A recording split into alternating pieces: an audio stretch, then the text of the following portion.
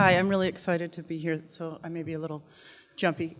How many journalists are in the room?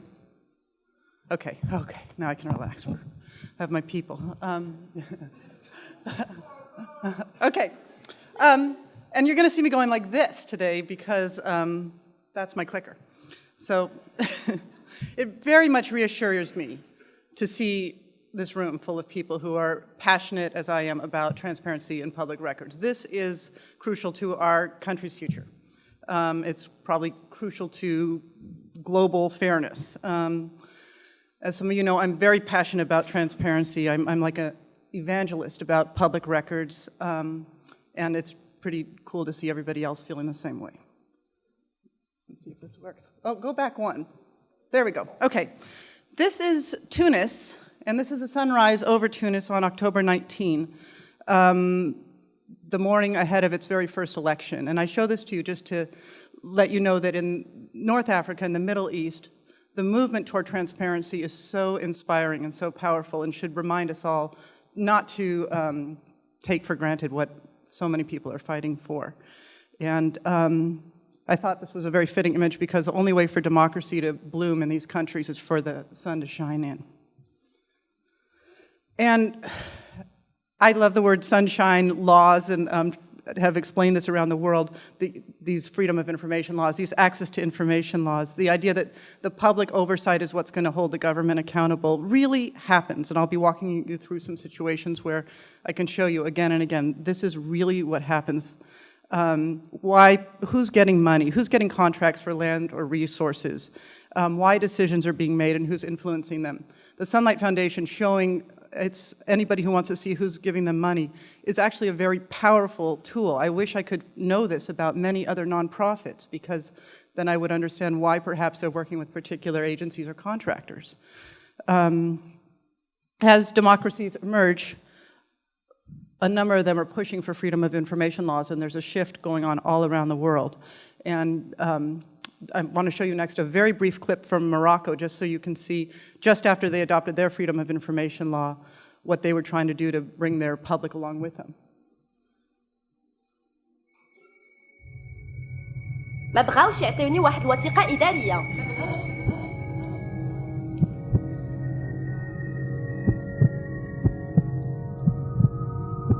اسكت. علاش كترفضوا تقولوا لي الحقيقة؟ علاش؟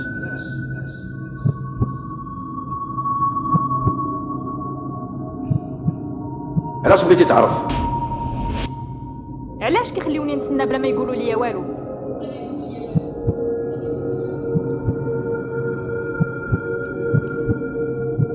وديها في سوق راسك. وعدونا بالاصلاحات في الحي ديالنا وحتى حاجه ما دارت لينا واخا كنخلصوا الضريبه. وهاد المعلومات ما كيعطيوهاش حتى للصحفيين وكيحسب لك غادي يعطيوها لك انت.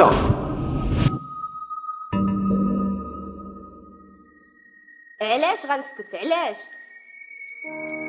من حقي نعرف. معلوم من حقي نعرف. لا ما غنديهاش في سوق راسي.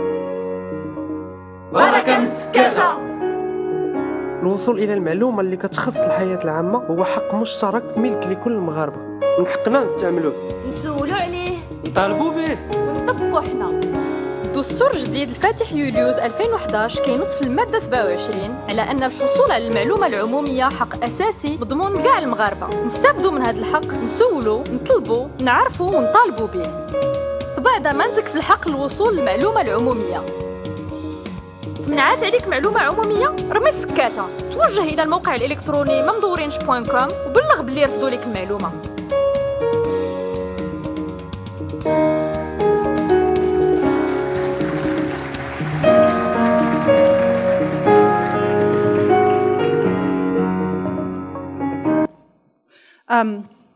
So this is what I'm preaching to my colleagues every day, why have freedom of information, access to information, because that's the only way you're going to have an informed citizenry. It's the only way you're going to hold those in power accountable.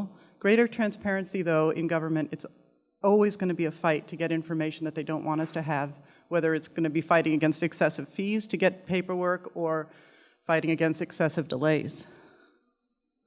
And I know what we're after here a lot is data, and we at AP get tremendously huge data sets all the time and try to crunch them.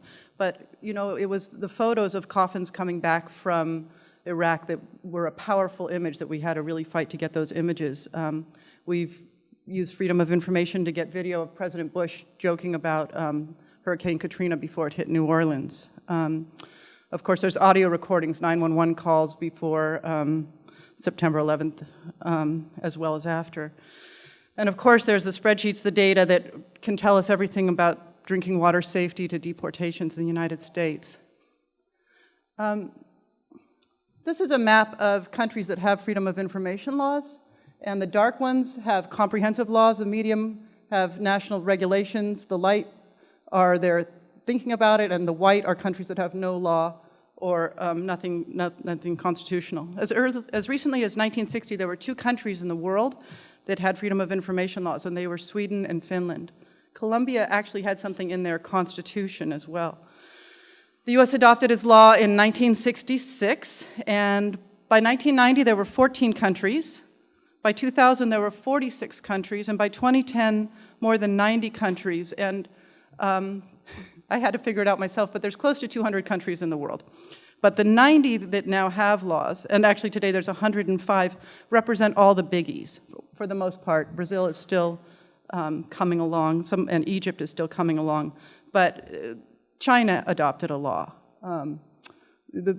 India adopted a law, the places with the major population, so that today most people on the planet, at least in writing, have access to what's going on in their government. So the Associated Press is one of the key users of freedom of information laws in the United States. We have a designated attorney, and when they do surveys, they find that AP is among journalists leading the way, at least for the United States.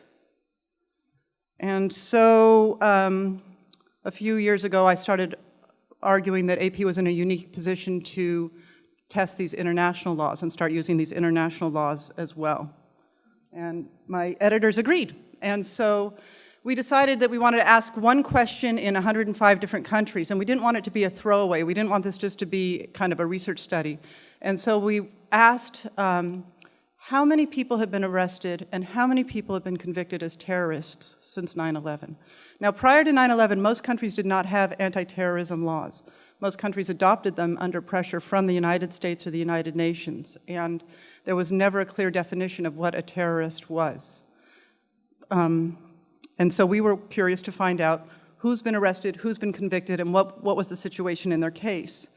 And so there was this crazy week in January when AP reporters filed requests in 105 countries and the European Union, and this meant hand-delivering a letter and getting it stamped in Liberia. In Mexico, it's as simple as logging into a website. In Portugal, you pick up the phone before you send anything. In Tokyo, it was a certified letter from the Tokyo Central Post Office. And we all asked the exact same thing, and we had 6 questions in a row, and we had translated them into more than a dozen languages. This got really complicated. In Angola, our stringer said it was going to be too dangerous even to make the request. And so we had to file it from South Africa. In China, my colleague Chris was told to file a Freedom of Information request to find out how to file a Freedom of Information request. So we had to get an attorney to help us figure this out. And then the answers started to trickle in. Some came very quickly, Guatemala, Poland, a few others well within their legal deadlines. Others, I'm still waiting. And for the most part, I'm still waiting. 10 months later, 15 governments had responded with the full information, with the names of everyone arrested, the names of everyone convicted, the details of their cases, et cetera. 42 countries eventually answered most questions with aggregate data of how many people, that type of thing. Most countries, 55 of them, still have not provided us with the information we asked for. There were surprises. Well, this is in Guatemala. This is their archive room. So you file a Freedom of Information. Yep, come on over, they said, and let's find the cases. Now that is transparency. I once had this decades ago with the Bureau of Land Management. I asked for records, and they said, come into our office, we're going to have someone stand by your shoulder, you're going to open every file cabinet, and if you can't look at it, we'll tell you no, and otherwise, because I was asking for so much, those were, the good old days, and in Guatemala, they're just starting out, and they are very committed to this. On the other end of the spectrum, established democracies with long-time freedom of information laws like the US, the United Kingdom, France, and Norway were less compliant than these newer democracies. Peru, Turkey, Guatemala, all were very prompt. On a side note, I'm still waiting. I'm 10 years out on a request to the State Department asking about a particular terrorist group, and I checked right before I came, and it's still in process.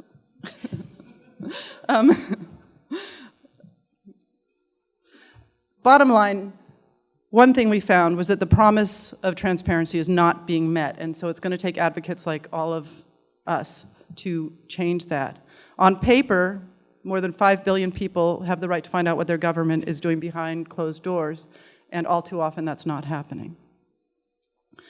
As the trend toward government secrecy trickles down to the smallest town office and police department, the need for free press and for advocates at all realms of this are, I think, ever more crucial. And I find that I can call a city mayor and say, have you tested your drinking water for XYZ? And they'll say no, and we're never going to tell you what we have tested our water for or show you those results. And time and again, we have to have these battles where we say, no, that's public information, that's public drinking water, public paid for the test, et cetera. And so it's often a fight. Okay, but the documents we did get, we followed up with on-the-ground reporting so that eventually we were able to find out how many people have been arrested and how many people have been convicted as terrorists all around the world. And this was stunning. 120,000 people have been arrested as terrorists in 10 years. And 35,000 people have been convicted on terrorism charges around the world in 10 years. That's 35,000 terrorists. Some of these are people who are plotting to bomb and blow up innocent civilians, which might be the definition that some of us might consider as a terrorist. But many more were bloggers, political activists, somebody who held up a sign perhaps at a rally. In China, many of the people convicted on terrorism charges are the Uyghurs, and in Turkey, many of the people convicted on terrorism charges are Kurds. And as I say, some are plotting to harm civilians and others are being activists. Oh, we told this story in all formats, text, video, and interactive, and here's the video we produced with the freedom of information side of this. Jagdish Sharma wipes away a tear as he describes the price he's paid for the right to know. He used India's freedom of information law to expose a corrupt village mayor. It led to a confrontation in which Sharma's daughter-in-law was killed. Who will look after these children now, he asks. The mayor has been indicted for murder, but only after Sharma used freedom of information laws a second time to discover police had been considering a lesser charge.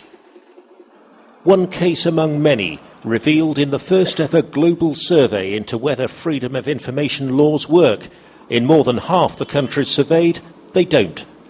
The Associated Press wanted to know how many people had been arrested and convicted on terror charges. It put questions to all 105 countries that have right-to-know legislation. Only 15 answered in full within their legal deadline, and more than half, including China, didn't answer at all. China improved its right-to-know legislation because it had to, as a condition for joining the World Trade Organization. But it rarely allows it to stand in the way of the country's rocketing economic growth. Zhao Fengping used the law to show that the planned demolition of her mother's home in the city of Zhengzhou was illegal. But the local planning bureau simply ignored her. The house was torn down anyway, and this is all that's left of it. Campaigners like Tom Blanton in Washington say the global freedom of information movement will only succeed if people keep pushing their governments to open up. I think it was Martin Luther King who said, laws just declare rights, but they don't deliver them. It's up to the people to go grab that law and make it work. Not least perhaps in Washington itself, where the Justice and Homeland Security Departments responded to the AP survey 6 months late, with documents that had all the names blanked out. Martin Benedict, The Associated Press.